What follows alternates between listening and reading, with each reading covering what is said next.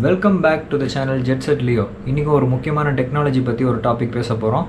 போன வீடியோவில் சின்ன சைஸ் சோலார் பேனல் பற்றி பார்த்துருந்தோம். இந்த வீடியோவில் பெரிய சைஸ் சோலார் பேனல் பற்றி பார்க்க போகிறோம். இப்போ நம்ம பார்க்க போகிற solar panel 540 watts 11 bus bar 144 cells super high efficiency solar panel. போன வீடியோவில் சின்ன சைஸ் சோலார் பேனல் வாங்குறதுனால நமக்கு அட்வான்டேஜஸோட டிஸ்அட்வான்டேஜஸ் தான் நிறையா இருந்துச்சு. பட் இந்த வீடியோவில் பெரிய சைஸ் சோலார் பேனல் வாங்குறதுனால டிஸ்அட்வான்டேஜஸ் விட அட்வான்டேஜஸ் நிறையா இருக்குது. அது என்னன்றதை பார்த்துடலாம் வாங்க.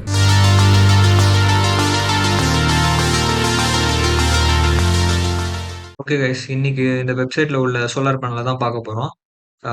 amos.in இந்த வெப்சைட்டில் பார்த்தீங்கன்னா Loom solar Shark 540 watts half cut mono PERC panel இது பற்றி தான் பார்க்க போகிறோம்.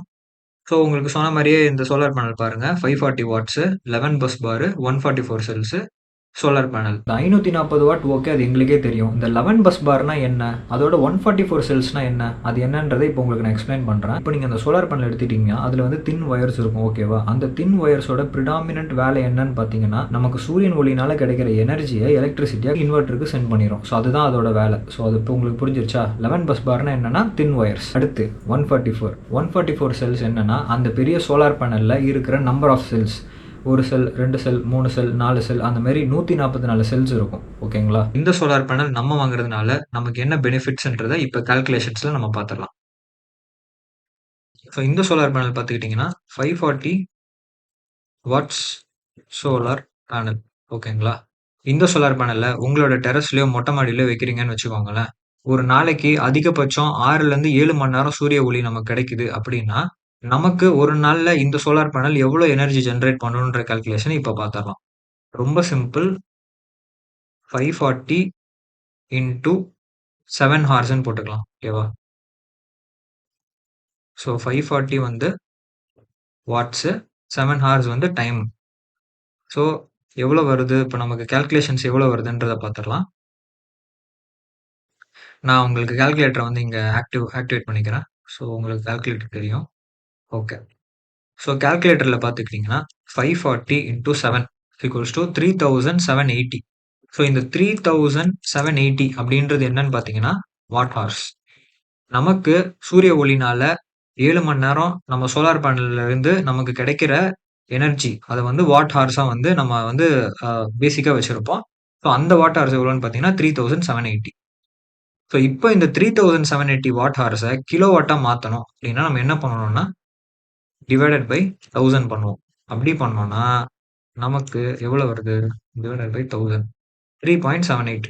ஸோ இந்த 3.78 என்னன்னு பார்த்தீங்கன்னா 3.78ன்றது கிலோவாட். பேசிக்காக எலக்ட்ரிசிட்டியில் பார்த்தீங்கன்னா எல்லாமே யூனிட் ஆஃப் கரண்ட்ல தான் வந்து டிட்டர்மைன் பண்ணுவாங்க. நமக்கு வந்து 500 யூனிட் ஆச்சு, 400 யூனிட் ஆச்சு, அந்த மாதிரின்ட்டு. ஸோ ஒரு unit is equivalent to 1 kilowatt.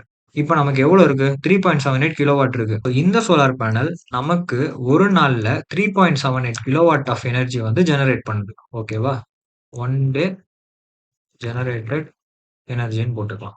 இந்த சோலார் பேனல் ஒரு மாசம் ஃபுல்லா நமக்கு எவ்வளவு எனர்ஜி வரும்ன்றதை தெரிஞ்சுக்கிறதுக்கு நம்ம என்ன பண்ணணும், இன்டூ 30 பண்ணணும். ரொம்ப சிம்பிள். 3.78 into 30 days.